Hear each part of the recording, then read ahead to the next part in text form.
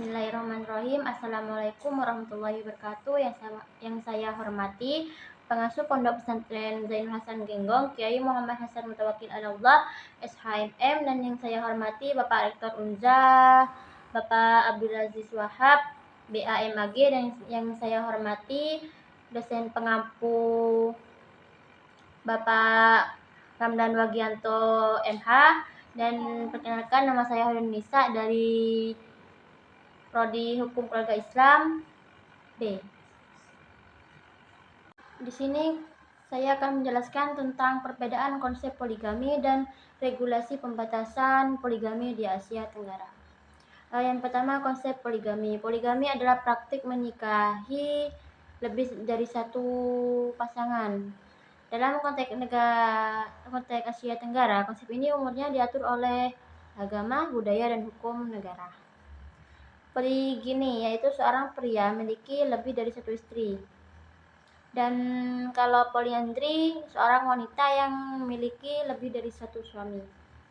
Dalam Islam yang dianut beberapa negara Asia Tenggara, poligami dibolehkan dengan syarat-syarat tertentu. Syarat yang sering diutarakan adalah keadilan dalam memperlakukan semua istri. Yang kedua, regulasi pembatasan poligami di Asia Tenggara. Di setiap negara di Asia Tenggara memiliki regulasi yang berbeda-beda dalam mengatur praktik poligami yang seringkali dipengaruhi oleh aspek agama dan budaya.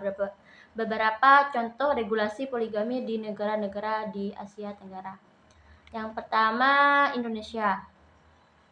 Indonesia diizinkan bagi umat Islam namun dengan beberapa pembatasan ketat. Seorang pria yang ingin berpoligami harus mendapatkan persetujuan dari istri pertama dan izin dari pengadilan agama. Selain itu, dia harus membuktikan bahwa dia mampu secara finansial dan adil terhadap istri-istrinya.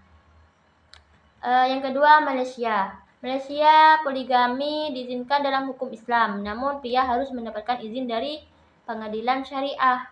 Pengadilan akan mempertimbangkan kemampuan finansial, keadaan terhadap semua istri, dan alasan-alasan kuat seperti kesehatan atau ketidaksuburan. Yang ketiga, Brunei. Seorang negara yang menerapkan hukum syariah. Brunei juga mengizinkan poligami, tapi regulasi terkait serupa dengan Malaysia. Peradilan syariah berperan besar dalam memberikan izin. Singapura. Poligami dilarang kecuali untuk komunitas muslim yang diatur oleh undang-undang hukum Islam. Seorang pria muslim harus mendapat izin dari pengadilan syariah untuk menikah lebih dari satu. Yang terakhir, Thailand. Poligami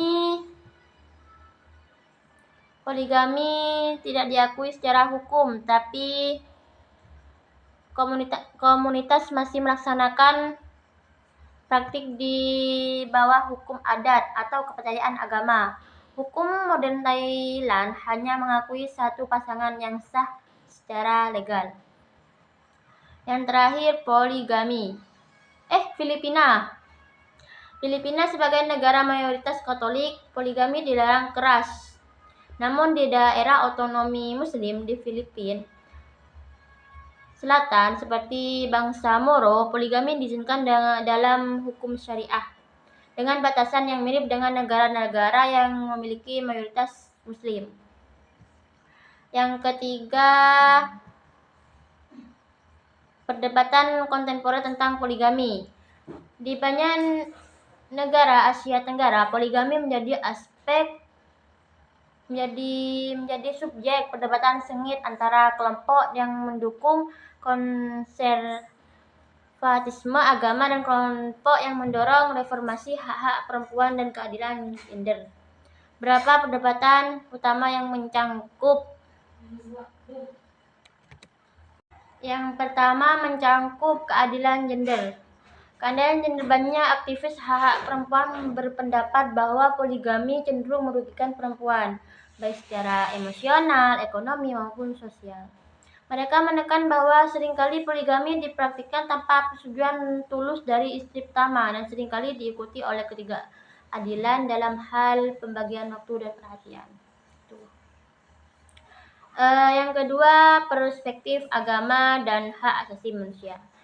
Pendukung poligami berklaim bahwa ini adalah hak yang diatur dalam agama dan oleh karena itu harus dihormati. Secara oposisi menekankan pentingnya hak-hak asasi manusia yang universal, terutama hak perempuan untuk diperlakukan secara setara dan dalam perkawinan.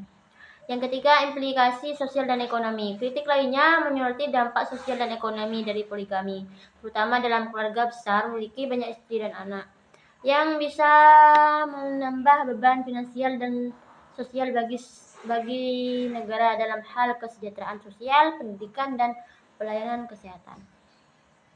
Yang terakhir, modernisasi hukum keluarga.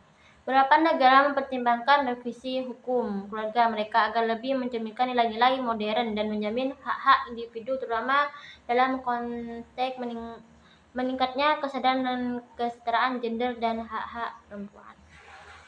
Mungkin hanya itu yang bisa saya jelaskan, kurang lebihnya saya mohon maaf.